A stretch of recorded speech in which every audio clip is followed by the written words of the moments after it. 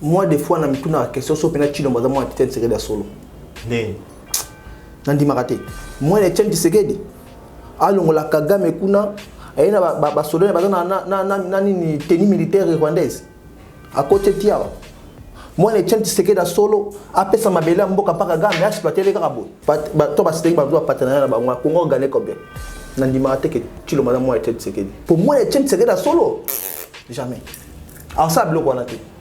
Si on a une autorisation familiale, ça tout ça teste ADN. Je doute fort. Dès que tu l'as président de la République, il y a solo. Elle peut pas menacer. Donc, quelle distraction. Moi, qui est géré par ton sous. Baye Bani, qui a menacé dans le aussi le côté. Puis, on a parlé, Moko, pas dans Kagame. Mais il faut dire que c'est un mercenaire. Naye, Tshilombo, basé en ligne rouge à Congolais. Tout le monde côté opposé soit accès. Parce que Tshilombo en 2023 au Benganaï. Peut-être qu'on appelle 2021, on bien avant. Yemoko Moïse Katumbi, c'est un grand détourneur économique à Mbokao, c'est un grand mafia à Mbokao. On a un exemple pour Mbokao. Dès papa n'a dit que mon idéologie, tout petit quoi? Idéologie de Moïse Katumbi. Et puis on a un exemple dans Mboko Papa Nini. Moïse Katumbi a salé et l'autre côté dans Mboko Papa Moïbi. Pour père spirituel, mon père politique dans Kagame. Bango nyonso Kagame. Mais tu as dit que Moïse va bien mi bon la malédiction, il y a une destruction économique en Bokao. Donc Moïse a tout le monde sur le cas blanchisserie, la veille. Avec ça la veille ma tata, la veille ma musique pour musique on peut faire azonga. Parce qu'elle avait parmi bango, fazonga. So la veille bango nyonso ba Caleb, il pas la veille. Au bénitite. Ils ont montré l'église pour Moïse Katumbi. Bon, Pesata, espace c'était un grand destructeur économique à Mboka Oyo. Moi, c'est d'abord à Tonga la Congo, Zambie, na Italie. Bande quoi diaspora, félicitations, bande quoi diaspora. Va continuer la sensibilité, continuer la résistance pour pas nous informer. Révolution il y a un moment. Et puis la révolution, moi, bien la bataille, c'est occupant et qui est na ba on.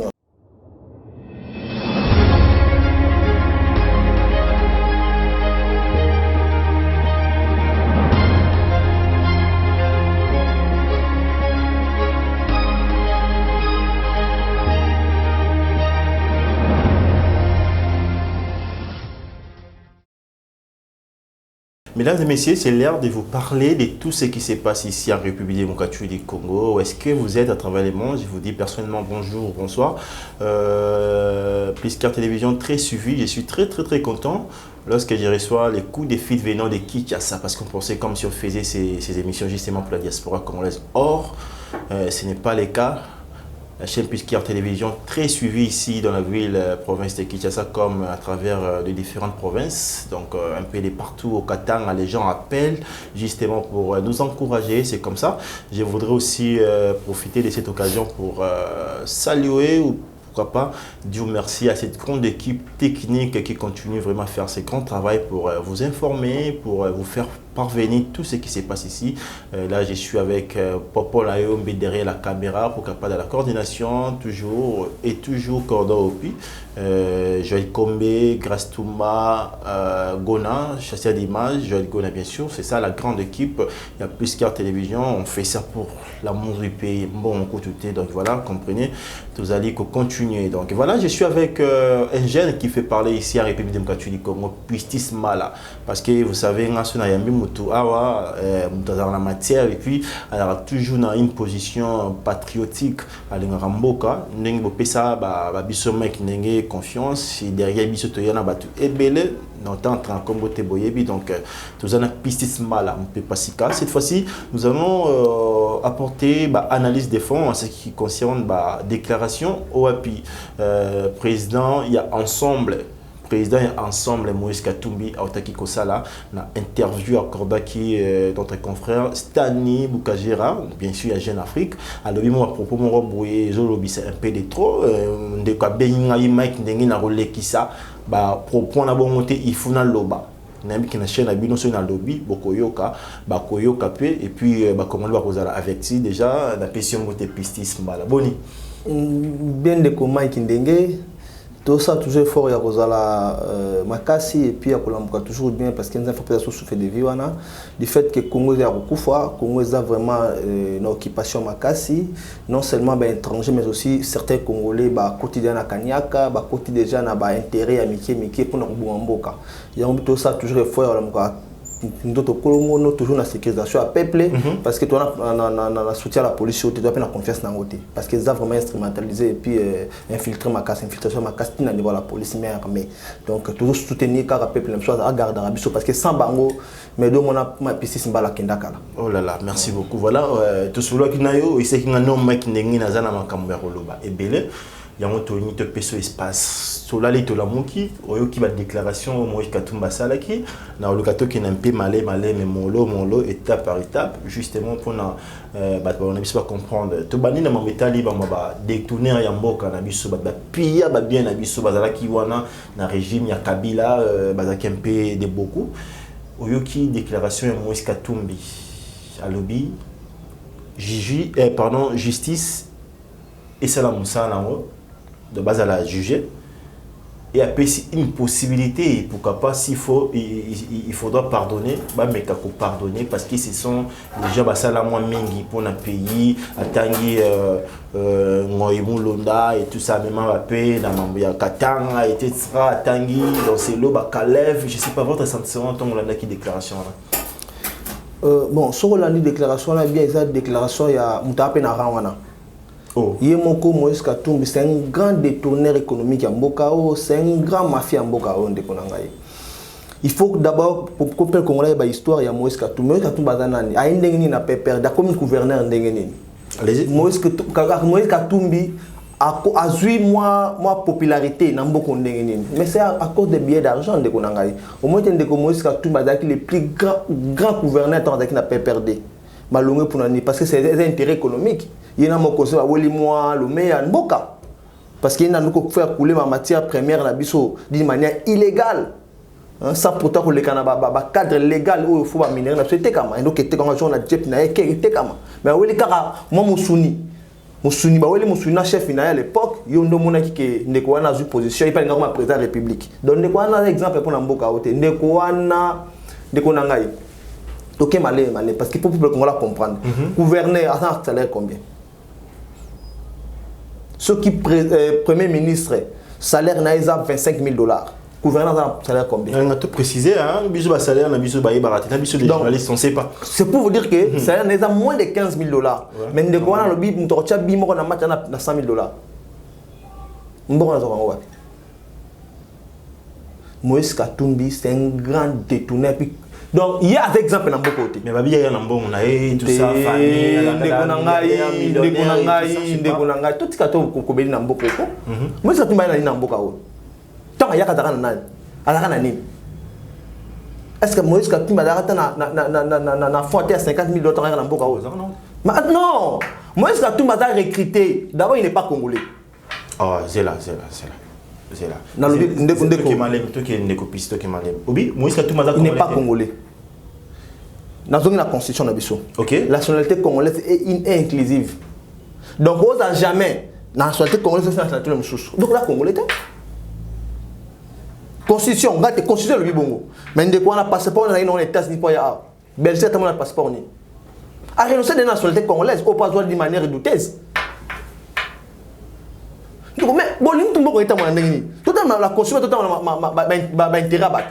Tu as la battre, il y a des Moïse Katumbi. Mais il y a un intérêt, non? Mais il y a un bongo. Tu as la bongo. L'idéologie exacte. Mais il y a une idéologie. Tu as la Moïse Katumbi, une idéologie. Papa n'a pas dit que c'est idéologie. Tout est d'accord. Idéologie ni Moïse Katumbi. Et puis on a un exemple dans beaucoup par rapport à Nîmes. Bakansa kene lo katanga to bakabolongo de mo développer Moïse Katumbi comme ando tonga kaka na kata Lubumbashi kaka na kata Lubumbashi lola ba potopoto na potopoto donc Moïse Katumbi sali et l'autre côté na mboka pa moyibi.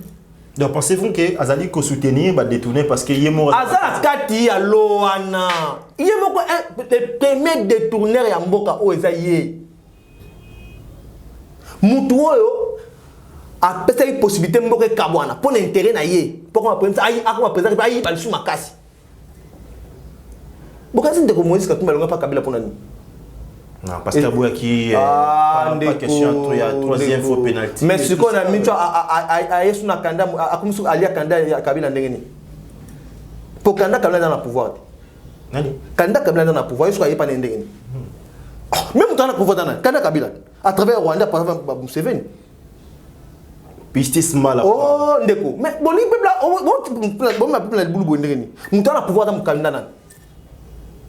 Valentin Bresse sur l'époque, candidat il y a Kabila dans l'opposition. L'autre monde yango distraction Kabila tiré ba Kabonia wapi. Très bien. Bon mon ami de ministre ministre finance wana. Ben c'est même dernier ancien président za mo barrière bi boti ko lukana makambu. Na bon makambu na muto boti ko lukana makambu. Depuis na côté na salika 2 mois pamba. Mais dernière fois na futa ki zaki mois et c'est sur 10 jours. Donc je pas qu'on a rien staff hier. Pour ceux qui ont un salarial. Arion, ils ont reçu quelques mois, 4 mois, mais c'est exaté. Et les Guinéens, tout bazar 9 mois, je sais pas.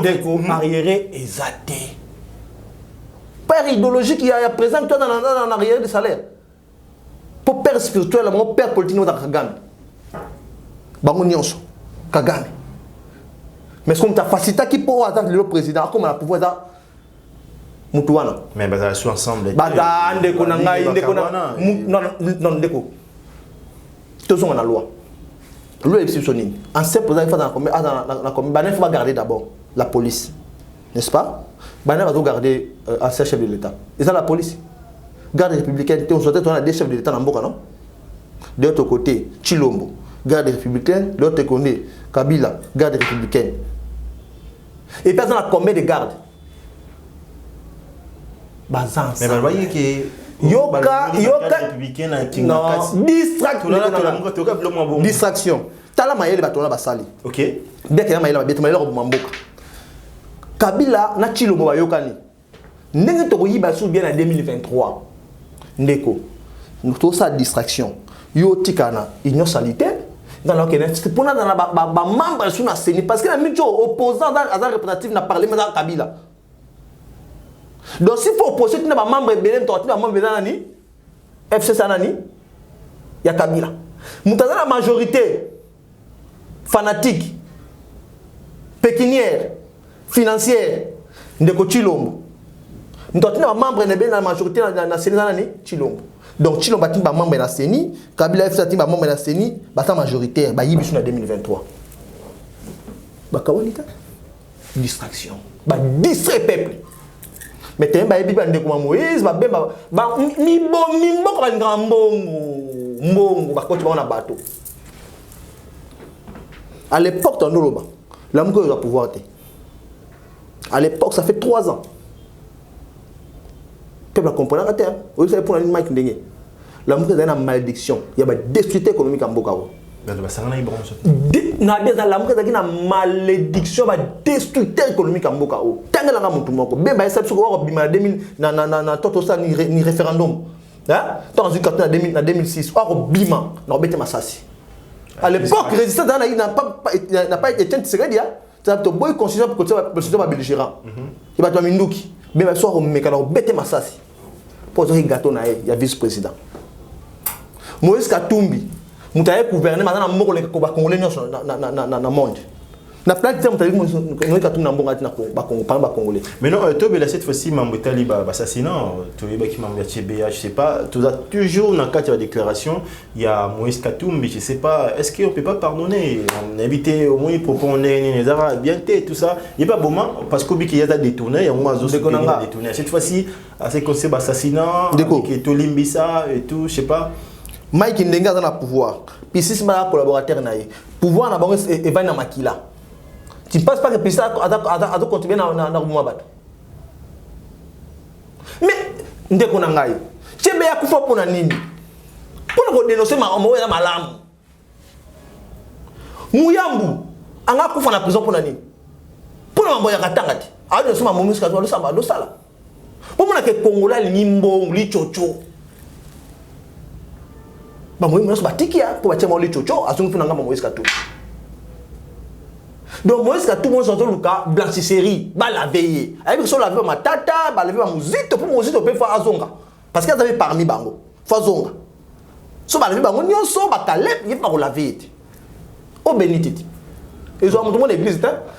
Fidèle à un pasteur, il y a quelqu'un au béniti. Ils ont des fidèles wana. Ils ont besoin nyonso. Pistis mal. Ah, il y a pas so quoi man. Au risque nous tombons là oui. Là il que les gens bah ben nganga singa numéro na boy problème. Dès qu'on a eu ça numéro. Dès que Moïse a tout mis, non pas ça numéro. Dès que Moïse a tout mis, bon pesa ta dans espace c'était un grand de soutien économique à Mboka Oyo.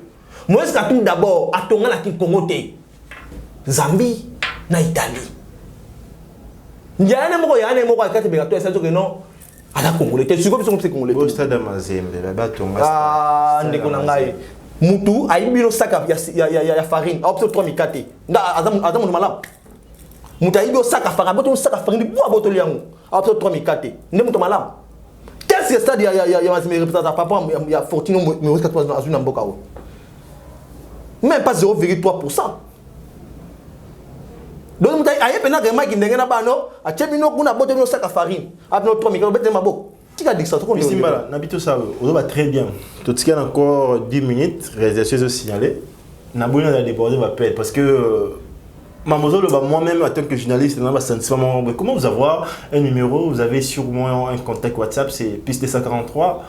Plus 243 82 39 89 89 6. Répétez, s'il vous plaît. Plus 243 82 39 89 89 6.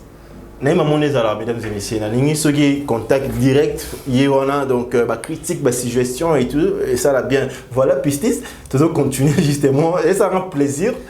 Nous avons la place, donc voilà, donc ça là bien que m'inviter aux alliés à France par là, pour na bolingo ya mboka nae. Donc ça dit au moins que mbongo bat côté nyos balandara, mbongo yesko alandite albia landa bolingo ya République de Mathieu Kongazo loba.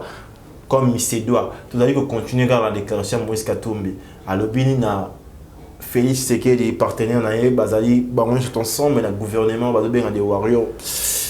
Voilà donc on va bien un gouvernement des warriors. Bangon tout ensemble.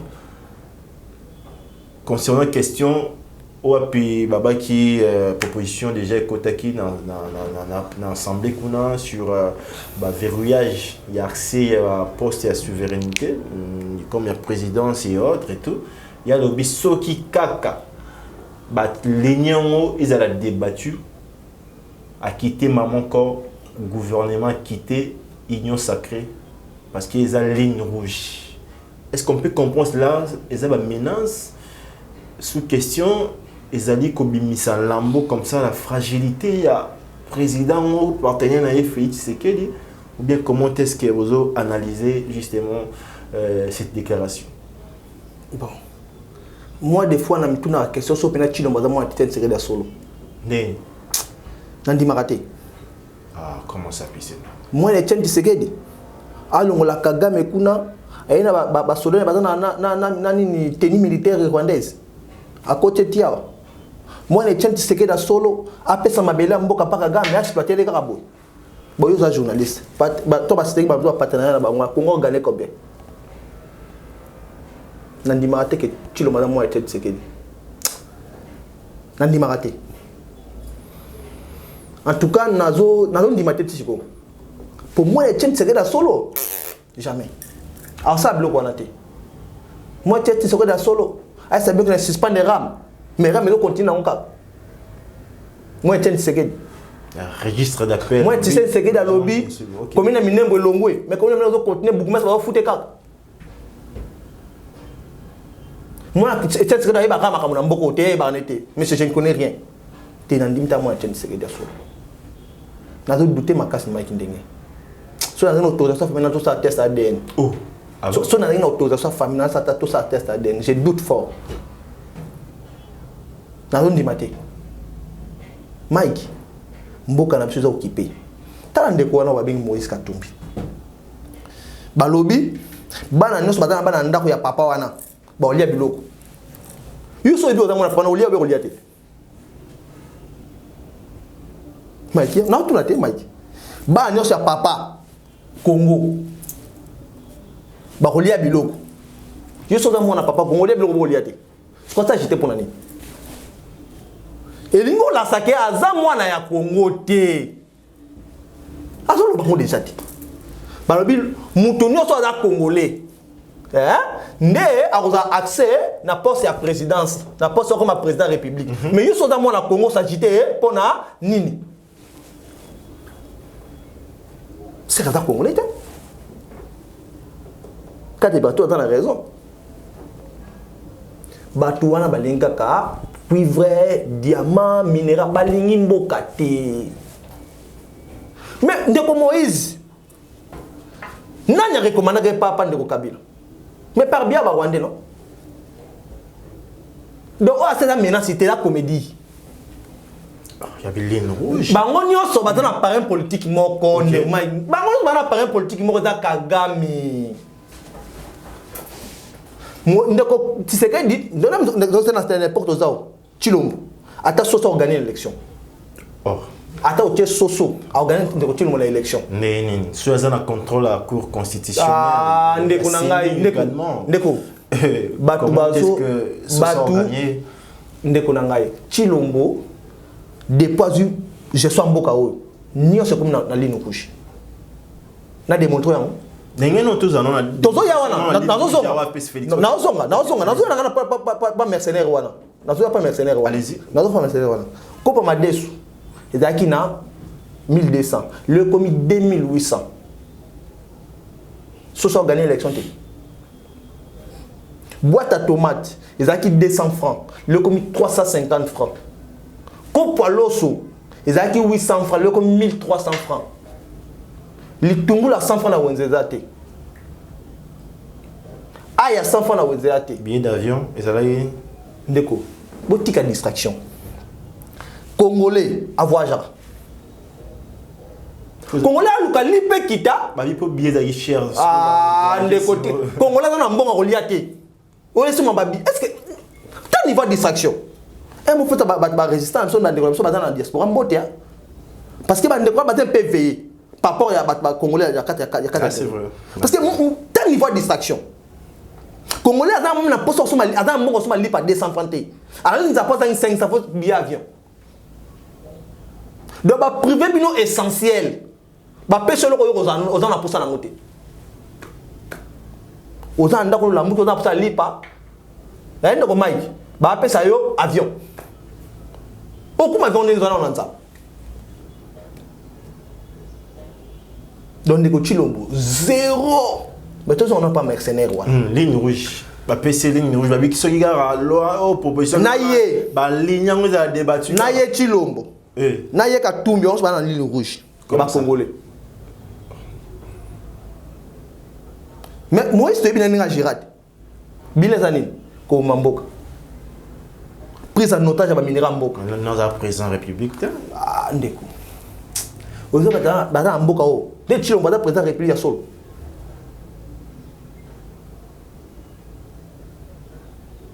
yo peut-être dans la époque ya toya na katumba mwaki un vrai président république na miso Chilombo bata président république mboka est-ce peut-être ba ko menacer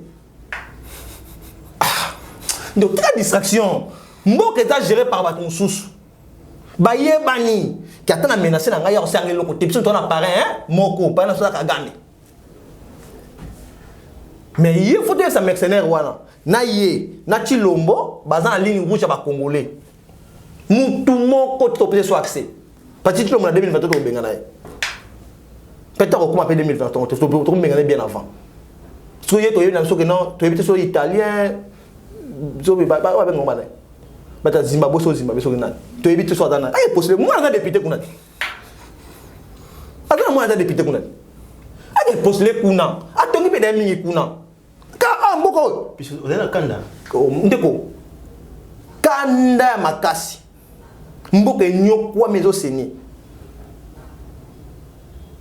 lumumba kufo felete ndeko na ngai kimpavita kufo felete kimbanga kufo felete makile ko ganga ba congolais et connaît ko ganga plus question ba mercenaire azo batala kuna pesa mbongo wana me bompanzi merci bachaki makeleli OK batu ba na ndeko wana bachaki makeleli na kuwemba osani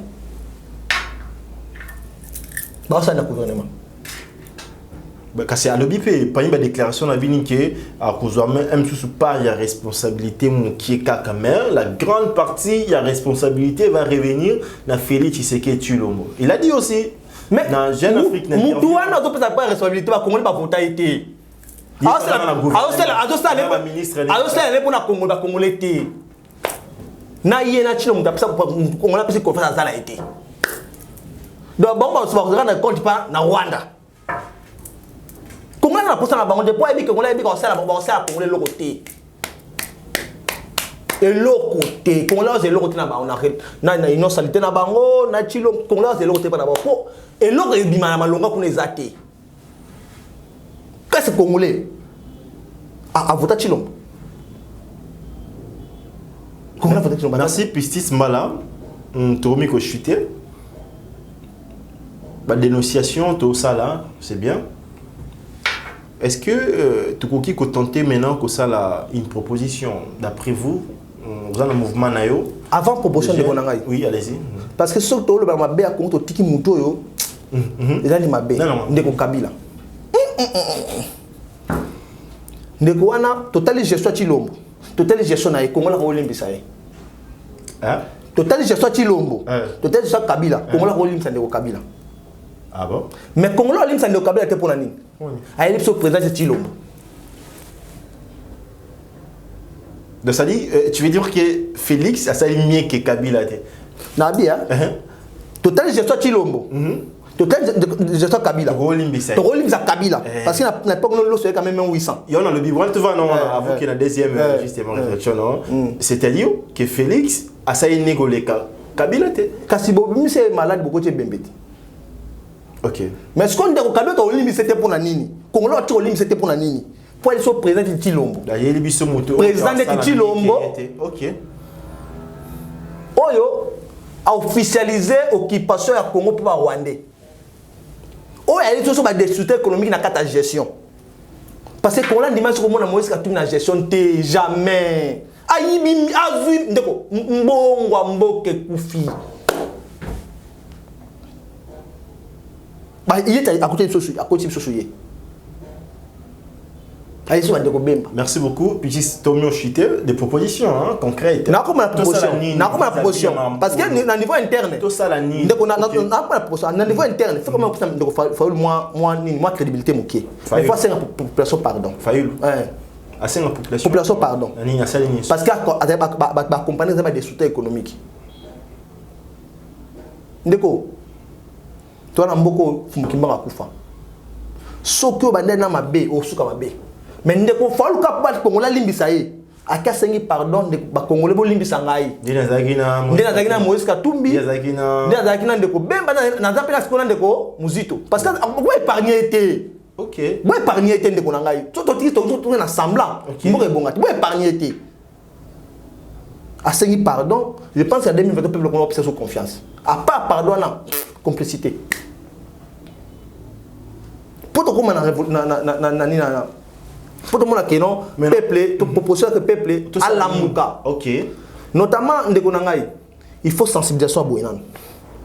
Parce que muto informé té, alors ça la paix, connaissance té, il y a défendre les droits na. Ah c'est vrai. Bon mon yété, il faut tout comme belé. Biso ba toza déjà tout à renforcer les sous. Tout expliquer peuple mboka comme à niveau nini. Parce que na micho mboka, ils sont gérés par les Congolais. Mboka est géré par les Rwandais, par les Ougandais. Il faut que le peuple comprenne Liboso. Et puis, le peuple va se révolter. Ndeko, ceux qui peuple y moka bimina tongo. À ça les révoltes. Les révoltes on est aussi là. Mais ceux qui battent batindi, non. Il faut biso, bande de diaspora, félicitations bande de diaspora, va continuer la sensibilité, continuer à la résistance. Pour ne pas informer. Et là, il y a OK. Pour ne pas informer. Et puis, révolution, il y a un moment. Et puis, la révolution, il y a un moment qui est et qui est un moment. Merci. Mais, interpellation, qui est pour la diaspora. Allez-y, pour déjà clôturer. Bata là-bas, si la bateau, sur la bloc, parce que d'abord l'information, la diaspora. Ah, c'est vrai. Vraiment l'information en temps réel. Mais, nani, associer à l'activité. Parce que, complicité comme nini bazo kasi batana ndeko wa batana quartier batana bandeko bazo travailler na moi ba travailler na kata régime ils ont pas travailler na kata régime donc information ils ont fuité trop yo moni résistance besoin moi temps de ba zo ba vrai patriote bato bazo bata komboté pata komba ba recruter mon pas ça mon ba bloco et bien bata kombo yebi wana pour tout temps de France a recruter na mincho il faut ça recruter a recruter mais pas Pascal Niembo na mincho oh OK na do ta peine de bolo ja bien sûr pour comme la lignée wana na dénoncer les sous OK pour na moi peine de bolo ja moi déclaration soit daki na kati wana moi ni ba bande comme sous ba recruter déjà hein bah non Pascal Niembo c'est bon ah ndeko na ngai ndeko tandeko Mike Pascal Niembo nani directeur cabinet adjoint ya Ndeko Kabila directeur cabinet adjoint de Kabila 2006 nani la campagne oyebite Ndeko wana bandeko ba facilité Ndeko na masolo pas comment faire la comédie mais na CC wana par après na CC wana ça qui t'a terminé le Rwandais et tout Ndeko Pascal Niembo azan aligné azan les petits frères Moïse Katumbi la destruction. Oh là. Petit frère Moïse Katumbi. So Moïse Katumbi a détourné 150 millions de dollars. Il y a encore à 140. Petit frère Moïse Katumbi. Bah on s'attaque jamais na bango na bango. Donc au Benito Moïse Katumbi ba boke la batte. Ba lim parce que n'est pas dans la kati. Merci. Il y a un de robots tout au talent. OK. Il y a un de diaspora pour na bien. Parce que ba kena ba découvrir. Bologna c'est bon, il est dans les. Il y a un tout talent. Pour moi une déclaration à Azalaki. Ouais de konanga tout na. La déclaration il y a de lui France. Pas de sous-traitance na Pascal Niembo. Azalaki. Donc le manga veille douana. Mais sous-traitance Pascal Niembo Azalaki. Mais son de quoi à la manga tika de quoi. Parce que de quoi dans la carte de jouissance. OK, merci beaucoup mesdames et messieurs, ça n'est fini. Nous étions avec Pistis Mala Boyoki. Ma position est. Je pense que. Ma position peuple yangati. Ma position est. Dans la porte parole à peuple. OK, merci. Bio très bien. OK, ma position est Pistis Mala. Avec peuple ne mutu, ana simanaye, ana katsinaye, azo respirer peuple. A épargner mututé. Il a commencé par Moïse Katumbi, Félix Tshisekedi, alias Joseph Kabila, Kagame, Adolphe Muzitu, Martin Fayulu, Museveni, Akomo Kitasiko, Pascal Niembo, Louis-France Kouzikessa, mon ami que j'ai sali. Nani sous. Donc, il y a rappelé dans Louis-France. Bolonza, oui. Na tout ça, il y a rappelé dans Louis-France, on va pas bien une personne. Mais mon gars, on n'a pas congolais, tu as bien une question. Na lobby, il y a rappelé dans Louis-France, par exemple, allez sur ami va congolais.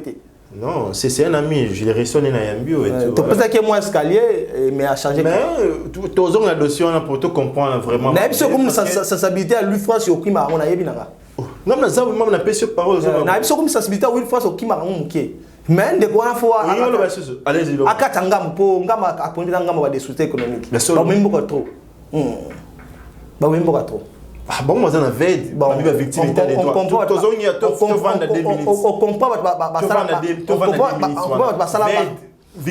des droits. Justement, on comprend que ça moi droit muké balinga mi veste balinga mi voiture balinga mi villa. On comprend position.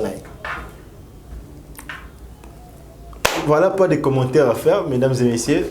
Tu as possible à Congolais conscient, patriote, engagement. Pistis Mala peine, Pistis Mala s'il vous plaît. Plus 243 82 39 89 89 6. Plus 243 82 39 89 89 6. Merci beaucoup. Non, préférez bien parce qu'il y a un répondre. On a un petit lundi. Dimanche et tout. Directement, il a donné ses positions. Au peuple dans Simone, dans la Katnae, Boya a pu lobby pour moi. Voilà, donc voilà, ça n'est fini. Nous espérons qu'au Tikala à droit ça là bien. Mais Mike, c'est côté la politique. Mais ben oui, à 5 ans, à 6 ans. C'est 6 ans. À 20 ans. C'est ça, résistance. Il y a Kala. Aux Arabes. OK, merci beaucoup. Voilà, ça n'est fini. Quand on a invité au PC à s'exprimer avec respect mutuel, ça fait plaisir. Très discipliné de côté. Papa la Yombe, derrière la caméra, tu peux combien? 700. Papa la Yombe, réalisateur derrière la caméra, il peut s'appister 7 sur 10, au moins 1, donc ça fait 8 sur 10, voilà. Et merci beaucoup pour la prestation, ceux qui vont se payer l'émission continuera, dans les commentaires, écrivez, donnez vos positions, on a le temps et puis on répondra, on a des gens, on va se respecter, on va poli, ça fait du bien. Je suis ça autour l'équipe la table qui était tout pour cette mais tellement peut-être moins la grâce tout time maman tout ça là et en plus de cela même si tu auras la motivation de plus ce bien vous avez qui ça peut-être beaucoup ça maman mieux que biso donc voilà dans toute modestie donc voilà quand vous commentez dans un respect mutuel ça fait du bien de temps à net personnellement sur la mon mes commentaires bien na répondre et voilà donc ça n'est fini pour ces nouveaux numéros je pense que tu seras encore une fois la semaine prochaine. Donc, bon week-end à tout le monde. D'ici là, portez-vous bien. Allez, bye.